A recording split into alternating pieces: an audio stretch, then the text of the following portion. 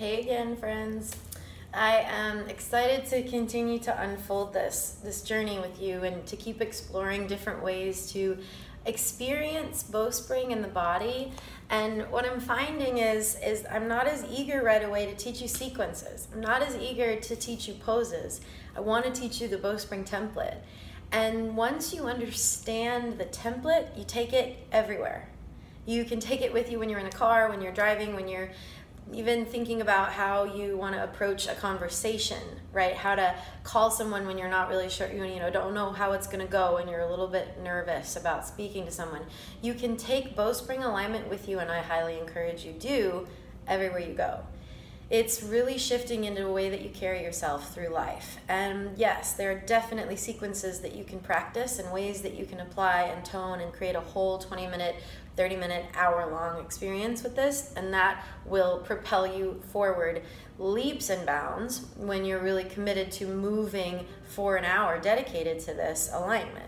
So what I want to show you today is a floor practice that you can do to just get into and getting comfortable with experiencing this shape. And it's double S curve, which is different than straightening the spine or keeping the arms and legs straight and rigid. We really look for more of a radial opening, more that we get expanding and dimensional in the rib cage on all sides. And then we keep the knees bent. We're a little more curvy. We're a little more fluid. So when we're on the floor, it's pretty static. I can't pulse and be as dynamic as I am when I'm standing, but there's still the intent of root and rise, of rooting the pelvis and hips and rising through the ribs and heart. I lovingly call it the tug of love in the body, where you're just giving yourself a healthy relationship with good boundaries, whereas the spheres of these more bony, more weighty, more dense parts of the body, the rib cage, the heart, the hips and pelvis, and the neck and the head, right, or really the skull. These spheres of the body want to get wide and expansive, and then we want to lovingly pull the three apart from one another using the spools of the neck and the head, or neck and waistline, and with the support of the wings and the roots. So it's a lot of information at the beginning, and it can feel like, an overwhelm, an overload of information sometimes at the beginning. But you just take it little by little, and as you continue to apply one of these little principles at a time, slowly all the puzzle pieces are going to come together, and you're going to start to see the bigger picture of your whole body. So knowing that you're not just a deltoid or a strong bicep and doing 1,000 push-ups to make that strong. And then you're not just this core that you want to do 1,000,000 crunches and make that strong and rigid and hard and focused in this one area. But rather we look to make the whole body a uniform system. And as the systems work together, then we can start to feel a lot more lightness and freedom along this whole central channel of the spine and of the trunk, where all of the goods live. All the digestive organs, all of the good stuff that we need to keep protected lives in this area. So we're making space around the center. And as we organize the bones in support of that, we can get long and strong and really explore how broad our dimension is, how deep we can reach into our center and push out in every direction. So I'm going to have you come onto the floor, and not just come onto the floor as if you are just flopping yourself through space, because it's really easy to just round yourself down and collapse. And I would rather you never do that again for the rest of your life. Because I think about your 80-year-old spine, and I wonder if you ever do. Really thinking about this spine and these joints that are carrying you. Of course, if you have shoulder pain, you're going to think about your shoulder. Or if you have knee issues, you're going to think about your knees. But I mean, think about them in a way that helps them to stay functioning, to stay fluid, right? So instead of just collapsing down when you come down to the floor, or come down to sit, or come down to your chair, or to come down to your bed, think about coming down with really thoughtful alignment. So instead of rolling down onto the back, we come onto the side. And in bowspring, I like to think of the spine like a string of pearls, in that it sort of waterfalls and each piece follows the next. So when I slide my hand out, I'm going to tip my ear low, and I just let that arcing give me space to then extend all the way out onto my side. And then I'm going to let my head tip back, keep my arms reaching to the ceiling as I move to my back. Right, so I'm going to center myself using my head and my hips. Now, if you don't have a mat, you don't really have to center yourself, but it's nice to use the head and the hips to wiggle and adjust so that you actually do have to center yourself at the rib cage. So you want the ribs to be centered over the hips and under the skull, and then move the 3 areas apart. Now the shape of the bowspring, like I said, was curvy. It's a double S curve. So I want you to place your hands at the crease of your hips, and as you do, you're pushing the thigh away from you. Now what you'll feel is as you let the tail drop and the pubic bone tip is the arch of the low back starts to come up off the floor. Now one downfall of that is that we can overly arch, and you can hear my voice just got a little bit different. It's strained because I'm kinking the hose in the back of my rib cage.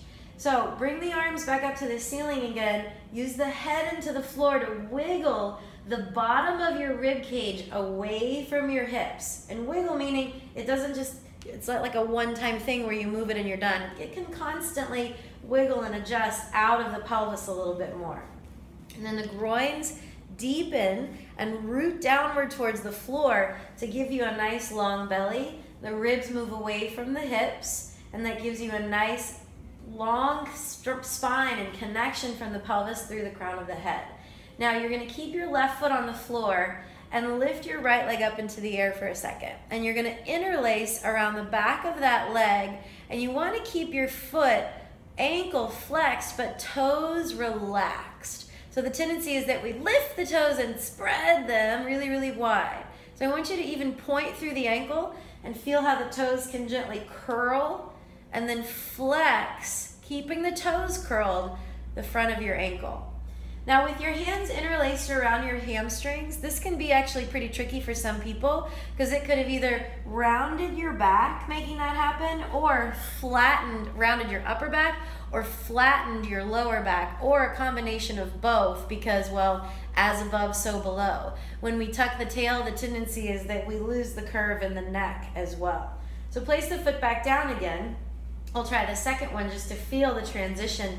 And this is a big thing in our alignment, is that we really notice how we are when we begin, and then we try to set that template so that the curves are there, the ribs are full, the belly is long, and then when we move, we keep the template in shape, intact, right? So as I lift my left foot up and interlace, I'm still hollowing the front of the ankle.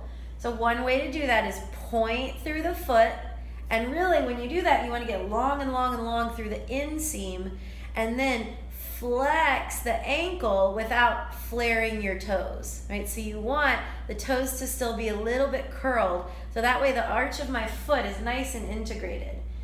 Now from here, with the interlace, you want to keep lifting the chest upwards, filling the rib cage in the back, so you can always press the head down and then move the ribs back. Press the head into the wall and then wiggle the ribs back. And as you do, pubis tips down, throat stays open, and you start to feel the length of the belly a little bit.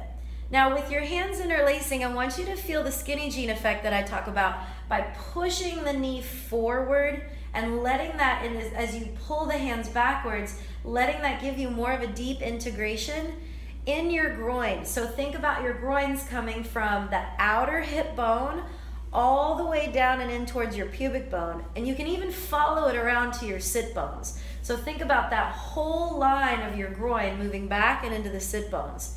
And with your interlaced fingers, pulling the elbows wide, the ribs stay wide, you can draw the knee towards you, but then you again tip the pubic bone down a little bit.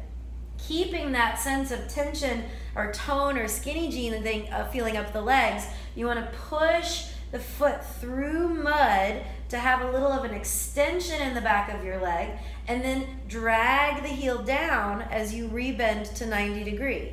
And then extend the leg up. Now with my hands interlacing, you can go high around the knee if you're more flexible, or lower towards the thigh if you're tighter. But the idea is that you keep the knee in front of your groin and keep pushing, rooting at the top of your thigh bone into the hamstring muscle. So you're literally pushing your thigh bone rather, into the glute muscles and into the hamstrings. I lovingly call them the glam strings because they work as a unit. So as I interlace around my thigh, my knees pulling in, my groins pushing away and stretching the belly, then I'm extending and bending the back of my leg. Never ever going to locked and never really changing my ankle orientation. My toes are still softly curling, my ankle is still hollowed, and I bend and extend and really look for a nice long uniform tone up the back of the leg. When I kick down especially, that dragging action helps to tone the back of the leg, and then I want to keep that as I extend and lengthen that tone. It will help you fatigue the leg a little bit, and it's not that that's what you want, but if you start to feel the stretch of the leg uniformly, you might even start to feel a little shaking in the leg. That's really what you're looking for, because you're starting to prioritize an alignment more to this area of the body, then prioritize focus on just stretching the back of your hamstring or locking out your leg, right? So thinking about how the alignment at the core of the body stays the same as you move your limbs, your periphery through space. So I really want to keep my periphery stable and let my core stay open and fluid, right? So hands interlace around that first leg again. I'm going to hollow at the front of my ankle and keep my toes relaxing. If you've ever been a good yogi, I'm sure you've spread your toes a lot. So I want you to keep the toes curled over that mat like you're holding a pencil almost, and then keep your ankle hollowed. Then bend. You pull the knee in and sit the hips away from you and extend. You push the shin forward and up and stretch the back of the leg. Bend, the knee comes in and the groins move away from you. And extend, you keep the groins away, you keep the throat open, you keep the ribs expanding so that you get a nice even stretch along the back of the leg.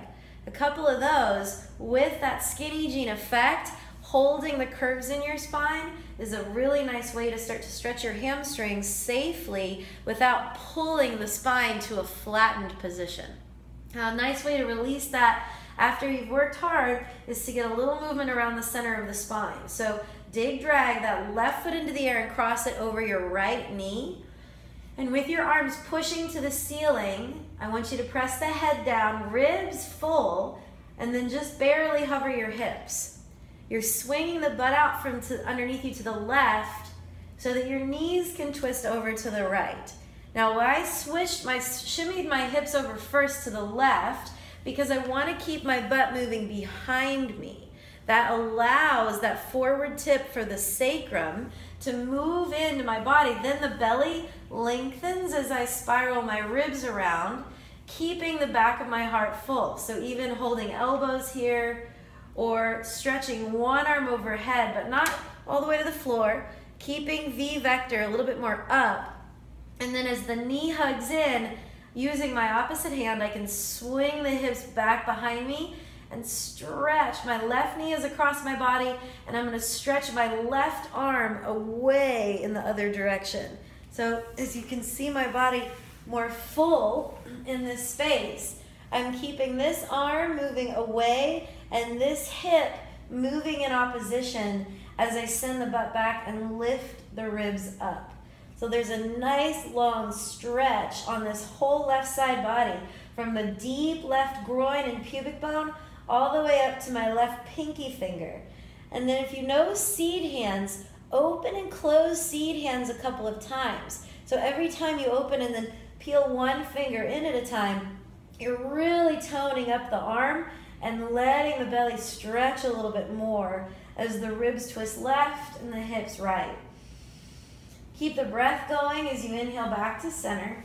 Switch the legs, and when you place the foot down first, just pause for a second, settle, and organize the core of the body. Where the groins are deep, the ribs are full, the throat is open. I'm going to dig and drag my right foot up into the air, so I'm always looking for that skinny jean, that uniform effect, and as I cross over the ankle to the knee, I'm going to press my head and ribs into the floor just to lift the hips. My hips go out to the right first, so I can put my left hip down and twist the knees to the left. I'm gonna hold my left hand to the right knee to help me again find my deep groins where the butt is gonna swing behind me. That's gonna help me tone and uniformly engage the back of the leg, not my low back. I'm not squeezing there. So as I get the hips to swing back and I keep my dig foot, my drag foot, that gives me now the space to stretch out of my hips. My opposite arm, or my right arm, is gonna pull across and out from my right groin, and I feel that whole right side belly stretch.